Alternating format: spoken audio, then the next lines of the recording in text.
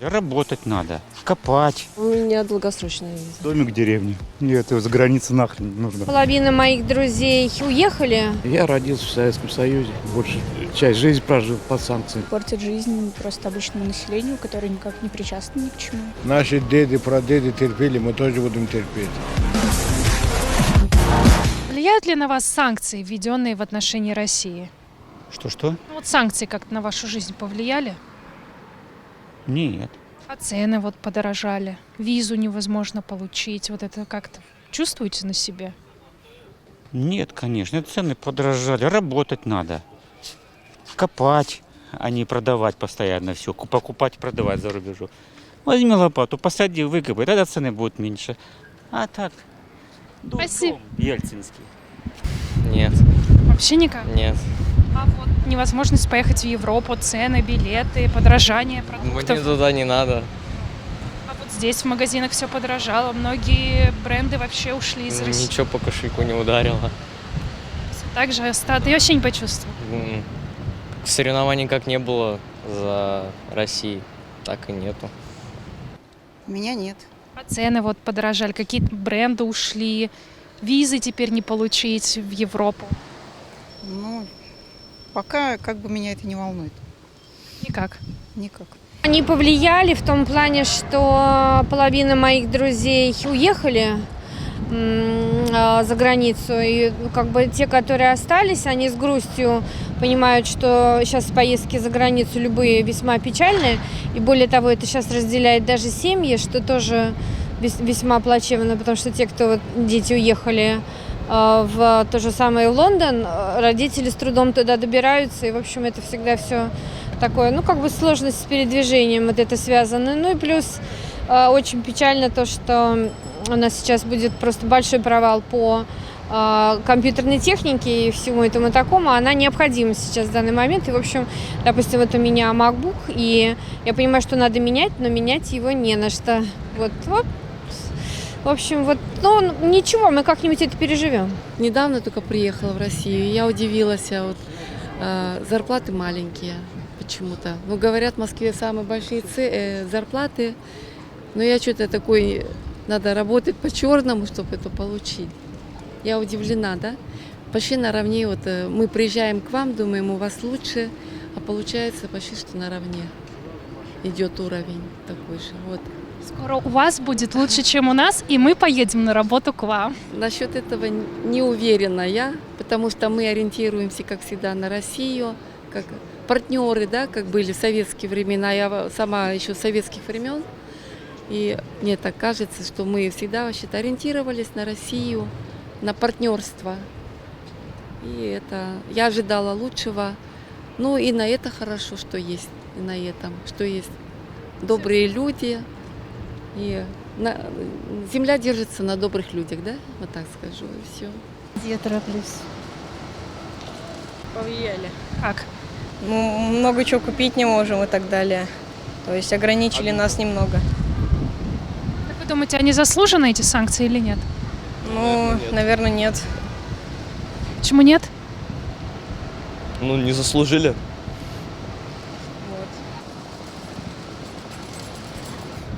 Да особо нет. Я родился в Советском Союзе, я большую часть жизни прожил под санкциями, так что Привыкли? Привыкли? привык. А цены вот что дорожают, какие-то уходят предприятия из России, бренды какие-то, закрываются магазины. Ну, бренды меня особо не интересуют. Ну, цен, конечно, да, тяжело. Санкции как на вашу жизнь повлияли, введенные в отношении России? На меня пока нет, а так не знаю. А цены в магазинах вот подорожали, не почувствовали на себе? Конечно, почувствовали. Что делать? Ничего, жить дальше. Они на всех влияют. А на вас влияют санкции, введенные в отношении России? Нет. А как же вот билеты не купить? В магазинах подорожало все. Домик в деревне. Нет, за границей нахрен не нужно, поверьте мне. Санкции как-то на вашу жизнь, введенные в отношении России, они повлияли? По жизни санкции идет. Почему пожизненно? Не знаю. Может, не везет? Не знаю. Нет, нигде, ни здесь, ни там. Цены в магазинах, они очень подорожали там. Цены, да, подорожали, конечно. Как-то во вот это на вас повлияло? Или магазины брендовые? Ничего не дорожало уже. Везде подорожание сейчас идет. же. Везде подорожание. Не только нам, всем же повлияло это. Подорожание, все продукты, да. Зарплат хватает? Зарплата хватает, да. Какая зарплата? На жизнь. Работаешь. У нас Какую-нибудь. зарплата нету. Бывает день пустой, бывает день густой. Ничего не скажешь. Заживем ли мы когда-нибудь замечательно все? Почему? Потому что нет. Потому что олигархи глаза голодные. Они сколько хоть жрут, короче, никогда не жрутся.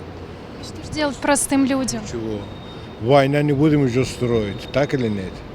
Как жили, так и будем жить. Терпеть и смиряться? Терпели. Наши деды, прадеды терпели, мы тоже будем терпеть. А дети наши? Будут терпеть.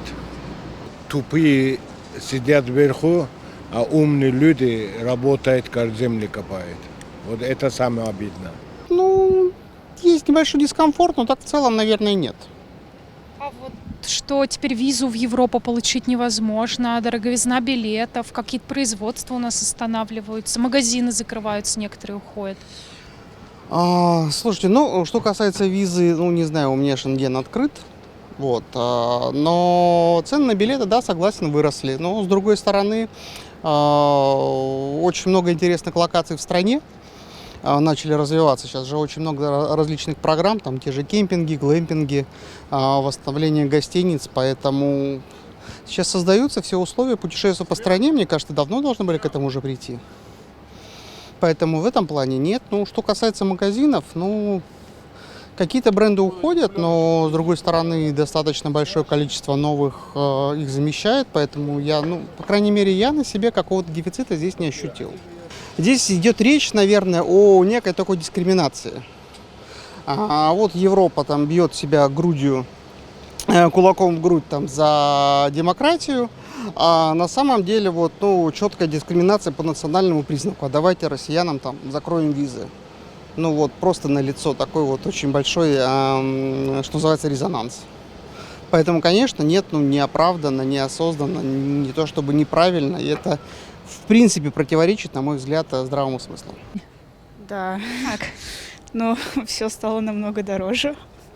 Очень трудно найти, ну, пару месяцев назад трудно было найти какие-то запчасти для компьютера, техника в целом. Много магазинов одежды закрылось, интернет-магазинов тоже довольно много позакрывалось.